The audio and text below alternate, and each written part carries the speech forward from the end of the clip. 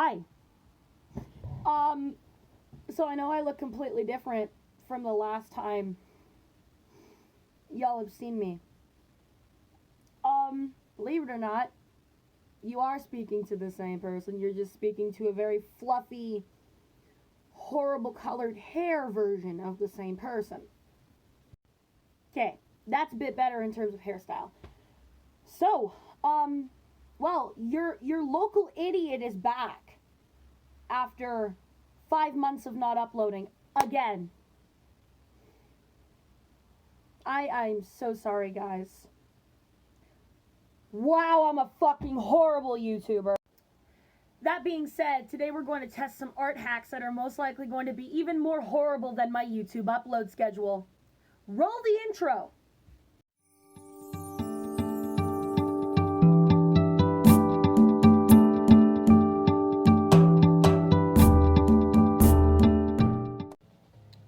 Alright, well, I swear to the gods every time I do a video, this setup changes nowadays for you guys. But, I'm realizing this camera angle is also probably going to be really shitty. I don't know if I can change it today. But, what I do know is that this whole video is going to probably be shit regardless because of the hacks we're going to be checking out here. So, let's start off with the first hack. So the first thing we're going to be checking out here is this tip on how to draw eyes in 10 seconds. These eyes look a little bit, not complicated, but like, they're cute, right? They're simple and they're cute. So I see how this could appeal to people to want to learn how to draw. Oh, okay. Well, let's not bash it till we try it. Okay, so step number 1, as you guys saw there, is to draw 2 5s. All right, seems simple enough. I haven't warmed up, so don't mind my stupidity. Wow. Okay, you can tell that I haven't warmed up. All right, you can absolutely 100% tell I haven't warmed up. All right. Let's try and get these exactly the same. Alright, that's close enough. Okay, so next step, please. Oh my god, my camera is being an asshole. Alright. The next step literally just says to draw these things. Okay, so what? I think if we're getting technical here, those are called, I don't know, eyelashes, outlines of an eye, I don't know. I guess, well, technically, yeah, in anime style, these would be considered. These would definitely be considered, eyelashes. So, let's go.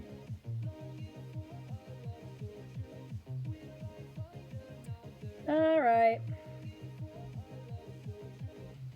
Just to spice things up, I'm gonna give a little bit more of a thicker eyeliner here because I want to spice things up just a little bit because I like my drawings with a little bit of spice. If you guys have not noticed. Well, I mean, you guys haven't really seen my new spicy styles yet. Spicy, quote unquote. Oh god.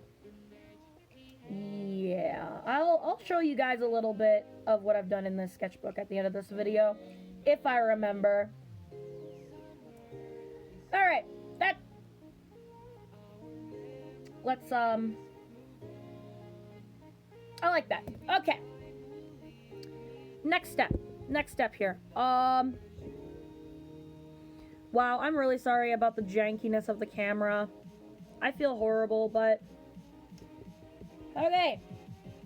Step 3 is to draw the eyes. Okay, easy enough. And then you just fill them in and add stuff. Very good leading example there. Okay, let's do these 3 steps. real quick. Wah! My goodness, my tablet. Wow, I'm always a disaster when I film. You guys know this. Okay, so the eyes. Okay, question. Where did the... Oh! Okay, so you don't draw a separate line. What you do is you utilize the line that's here already and you just circle it out. Okay, that makes a lot more sense. That makes a heck of a lot more sense, actually. Okay, which parts did they want you to color in? The tops, eh? Well, technically, on my end, that would not look the same, but we're gonna make it look even on my end because I am horrible at making stuff look even. Y'all know this. You've seen me struggle with symmetry before. Okay. And the final step here was to add stuff in their words. So I'm going to take that as detail. Let's see what we can do here.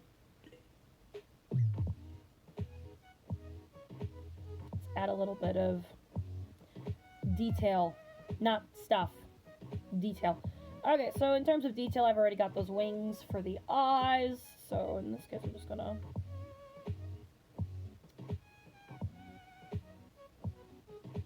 Actually, okay, this is actually coming out pretty cute. I think this tip here is going to be a 10 out of 10 in my books, because I actually quite enjoy this. I don't know about everyone else, though. I think this is quite cute. Not gonna lie. So. Oh, looks like we're getting a little bit of a confused face here, so we'll add a little... Alright, and that's literally it. That is it for this first tip. It is really not that bad, considering the way that it turned out. It's really not that bad. So, I will give this one a 7 out of 10, and we'll move on. Okay, so the next tip I really wanted to showcase was this mood method, tip here where you draw a mask depending on what mood you want your character to be in. I have never seen this done and I wanted to give it a shot, so let's go. Now the only thing that I really absolutely disliked about this tip was the fact that it didn't give you a lot of guidance on how to draw your actual mask here. So I guess we're just gonna start off with a simple little head outline. For those of you who know me, you know that I am not a professional artist. I simply have high school level experience in terms of art, and I've just been improving from there. So the way that I draw my heads may seem absurd to a professional artist, but they can suck my ass. So that's my thoughts on that. Alright, let's get a little bit of eraser action in here. Okay, so we're gonna try a, let's do something they didn't do in this, and let's do a 3/4 view, like so. So in that case, we're gonna have the ear right around here. I know, things aren't gonna line up 100% here, guys, but we're gonna try this in a 3/4 view, because they didn't showcase that here. And so I am genuinely curious to see if it works in a 3/4 view. Yeah, so let's give this a shot here.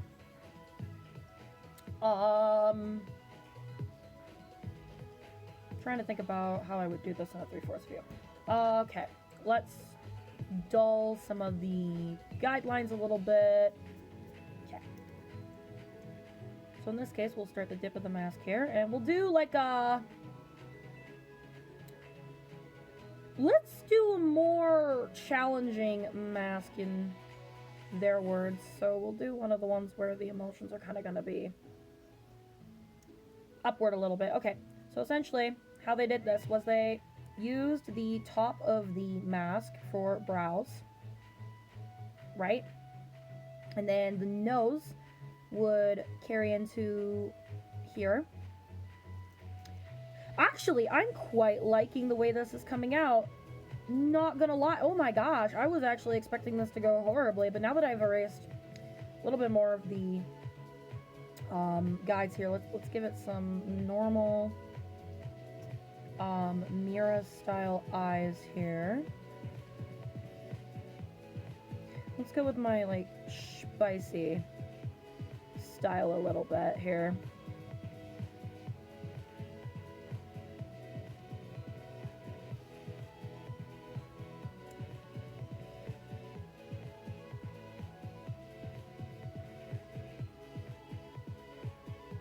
Okay, we'll raise this one a little bit more as well. Thought I saw a bird on my roof just now. There's no bird on my roof.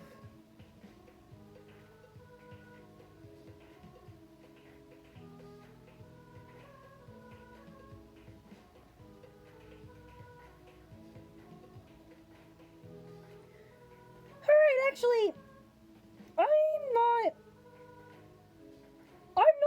I'm not, like, gonna bash this tip at all. It's actually not horrible in the slightest, in terms of emotions. It's actually quite nice. Actually, I do quite enjoy this tip. I don't even think I need to give this head any hair because we're not really gonna be doing much in terms of this tip, but the last tip is going to take a while, so let's go for a quick little. I don't draw hair like this anymore very often, so excuse me if I'm rusty, but I am quite rusty actually. As I said, I do not really draw my hair in anime style anymore. I try to do semi-realism. I have like a very wonky semi-realism style now. It's quite awkward actually. So I don't really draw hair in this form anymore. I do big blocky shapes and then I shade it out when it comes to... Yeah, okay, so this one, I think I'm gonna give this one also a 7 out of 10. Because I did actually quite enjoy this one. It was quite fun to do. And yeah, that one's not horrible. 7 out of 10. Alright, let's move on to the final one. So our final one is a blending tip tutorial. So essentially, there is music that goes with this, so you guys are gonna hear it through the speaker. But essentially, it's showing you how to blend colored pencils. So I'm going to grab my Prismacolors on some good paper, and it's telling you not to blend in the same direction and not to press so hard, and to blend in the opposite direction, and to use a white pencil to add highlights. I also have a burnisher as well that I got for Christmas. So we're gonna test this out with those tools that I ended up getting for Christmas. So I don't really use my Prismacolors much anymore. I really shouldn't have closed that. Hang on. Okay, so essentially I have my, I have some paper here from my pencil, my sketchbook that was never finished. I had sketchbook number 5, that is currently missing right now. I don't know if you guys have seen it or not. Sketchbook number 5, I'll have to look back and see while I'm editing this if you guys have seen it or not, but sketchbook number 5 was like a witchy themed sketchbook. It went missing, so essentially I have sketchbook number 6 now. This is it. I might, like I said, I'm gonna show you guys the one piece of work I am proud of in this sketchbook in a little bit. But so essentially, what we're gonna do here is I have the better quality paper from the Ohuhu sketchbook, and essentially what we're gonna do here is I do have a Derwent burnisher and blender. So we're gonna see how those work with the Prismacolors, because they should work exactly the same. And then I have a just normal Scholar white pencil crayon here. So we're gonna try both, and we're also gonna try the way that I normally blend versus their technique. So we're gonna go, that's not enough room to blend. Okay, so here's what we're gonna do. We're gonna not use, okay, we're just gonna go like this. Okay. So essentially, we got normal versus recommended. And then here we're gonna go white versus blending tools.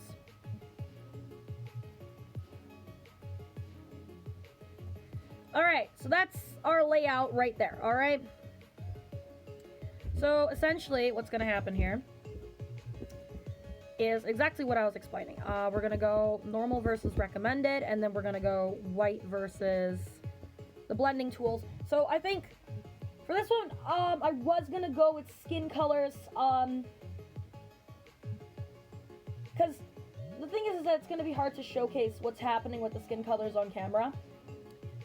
So I'm thinking, personally, I'm gonna go with complementary colors here when it comes to the two types. So essentially, let's use blue for the normal and versus recommended techniques. So we're gonna take 373, 303, and 319.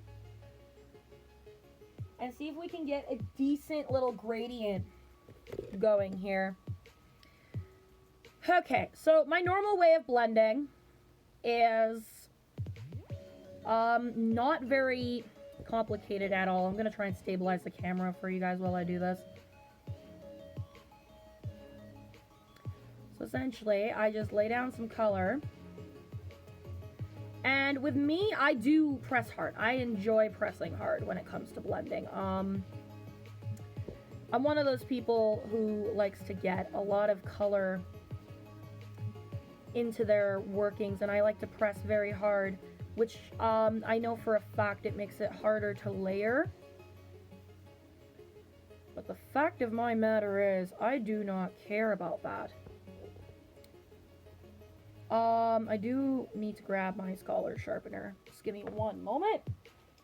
It should be here. It is. Okay, perfect. We got the sharpener. Okay, so now let's go in with 303 right below it. And we're going to press as hard as I can, and we're going to go in. We're going to blend in the same direction like I normally do. Alright, we're going to press hard. We're going to blend in the same direction. If you guys are wondering what sketchbook paper this is the mixed media Ohuhu sketchbook paper at 120 pounds. So I really enjoy this for working with colored pencils. It's one of my favorites, always has been.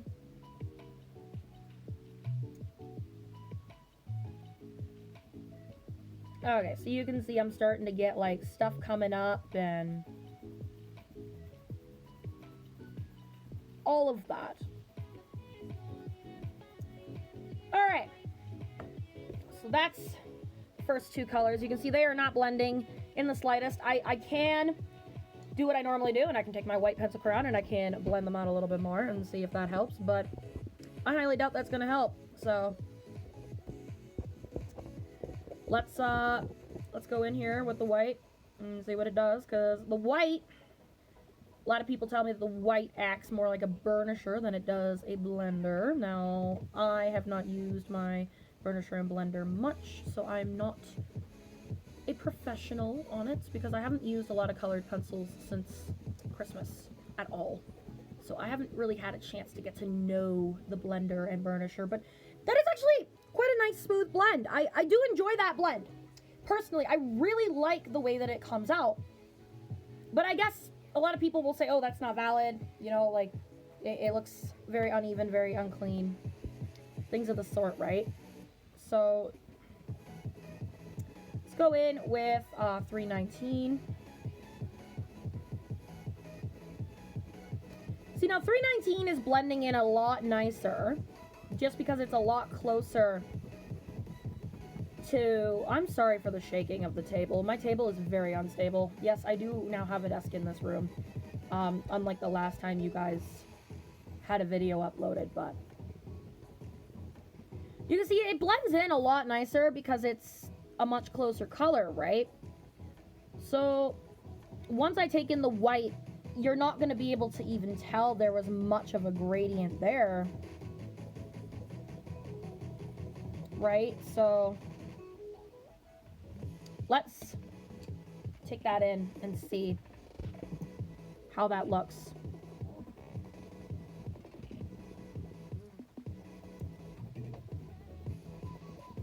Yeah, you can see it really... I guess with this method, it really just depends on how close all your colors are. It really does. Because with this method, you can make it look good. Like you're seeing here, you can make it look extremely good. So, I personally think with my normal blending method, it just takes some practice, and a lot of people don't like the method because when it comes to the white, you're laying down a lot more wax, and when you look at it, especially from an angle that I'm at, it's got a lot of shine on it. I don't know if you can see the flash, but it does have a lot of shine to it. So, let's go with the recommended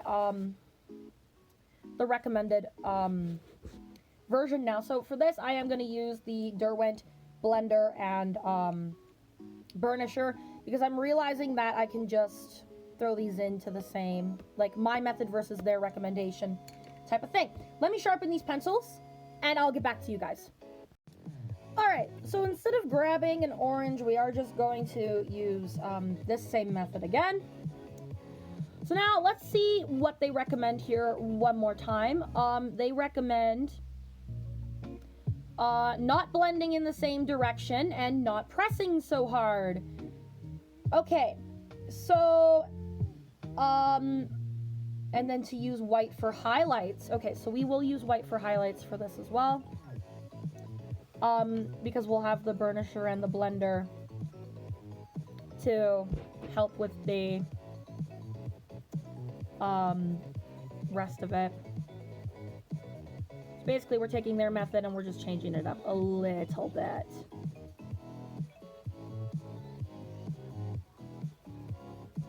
Okay, so this is what it looks like when you don't press super hard.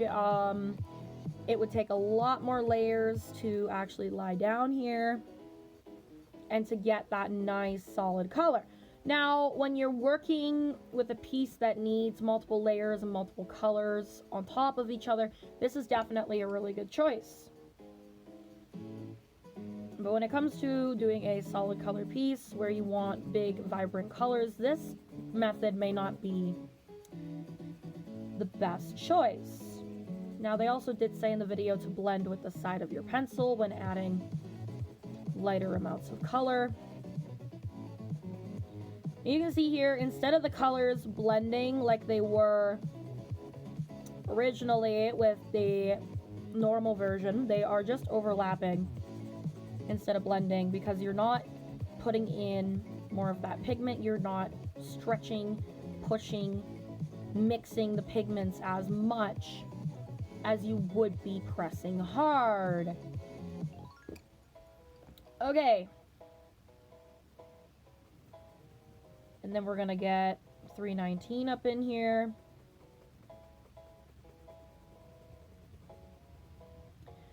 Alright, so as usual, 319 is blending in there beautifully. There's nothing different about this. There's really not. When it comes to 319 and 303. That's 303, yeah, it is. There's really not a lot in terms of difference here. Like I said, we will use the blender in a moment here, and then we will burnish it in the end and add the white. We'll add the white and then burnish it. And we'll see which method I do like better, because I I don't know, I've had more practice with my personal method, right? So, who knows? In the end, I may like my personal method better. But I don't think I'm gonna bash this one per se. This method is just... it's not bad. It's just a lot more time consuming. You're gonna use a lot more pigment doing this. But I guess it really does just depend on what you want the piece to look like. Like with my pieces, I don't mind if there's a waxy finish. I don't mind if they're vibrant, right? That's why I love this method so much. But that being said, people have different preferences. I can't be one to sit here and say that their preferences are wrong. I'm a YouTuber for the love of the gods. Alright, let's go in here with the blender and see what this does for us here. It literally just feels like a piece of paper in a pencil, but I think that's what it actually is and supposed to be. You can see it's actually lifting the pigment off the page a little bit. Oh, wow. Ooh, okay. Bear in mind, I've never used this blender properly before. Wow! Holy moly! Okay. I see you. I'm actually quite enjoying this. Oh, wow. Okay. That is... whoo! That is beautiful. It is lifting some of the pigment. Just a bit. But it's really not lifting it by much. I am going to take some of the blue off there so I can get the lighter colors without mixing them too much. Damn! Okay. I actually really enjoy the way this is working. Woo! Okay. I may have been wrong about my method to the madness. This method to the madness is... god damn. Okay. Bear in mind, I am using things that they didn't recommend, but... wow, that is beautiful. The way that that's blending. Oh my goodness. I am in shock right now. And if you were to layer this and make it super vibrant and layer each... and blend out each layer, that could be beautiful. Beautiful, beautiful, beautiful. Alright, and then let's add a little bit of white over here on this side. Yeah, let's go in diagonally because they said not to blend in the same direction, right? And I blended in the same direction, yes, but it still came out beautifully. Now, the thing about the pigment in the white Prismacolors is they're not super pigmented, right? So you really gotta press to layer that pigment on. But with the burnisher, it should give it a little bit of a white finish anyway, right?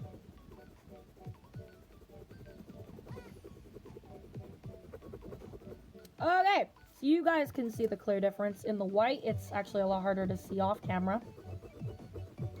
The only concern I have is the fact that the paper is being torn up a little bit, but that's just because it's this mixed media paper. Even though this paper is nice and smooth, it's just the mixed media paper itself. That's what it does. I've never had it tear up with pencils before, though. I've only had it tear up with watercolor and acrylic. But that's just the paper itself. I don't know what to say. Okay, so blending in the opposite direction, it does give it a little bit of a weird look. But let's burnish this baby and see how it comes out in the end. We're going to go diagonally for the burnishing, because they did say not to go in the same direction. Woo! Oh my goodness, the burnisher is bringing out the pigment.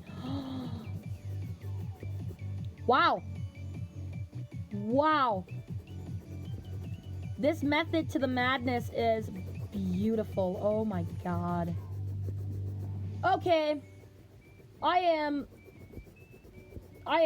taking back what I said about this hack in terms of being wrong. All of these hacks have had a very, very good outcome, believe it or not, especially for people who enjoy drawing anime art and big expressive figures. The first two were great. But now, in terms of your coloring, you have a beautiful way to blend your pencils. Okay, that is remarkable. That is beautiful compared to the other end. Oh my ever-loving goodness. This has been remarkable. Wow. I am genuinely shocked. This side is so much more well put together. Other than the paper kind of ripping up here, but that's my fault. Wow. Very, very well done hack there. Well, this is actually all the hacks I had planned for this video, and it went beautifully. So, I do want to thank you guys for watching this video, because this is fucking phenomenal. And, I'll see you in the next video. Bye. And one final last video clip for those of you who have stuck around to the end. Here is the drawing page I promised I would show you guys. Yeah, I'm sorry I didn't get to it sooner, but there you go.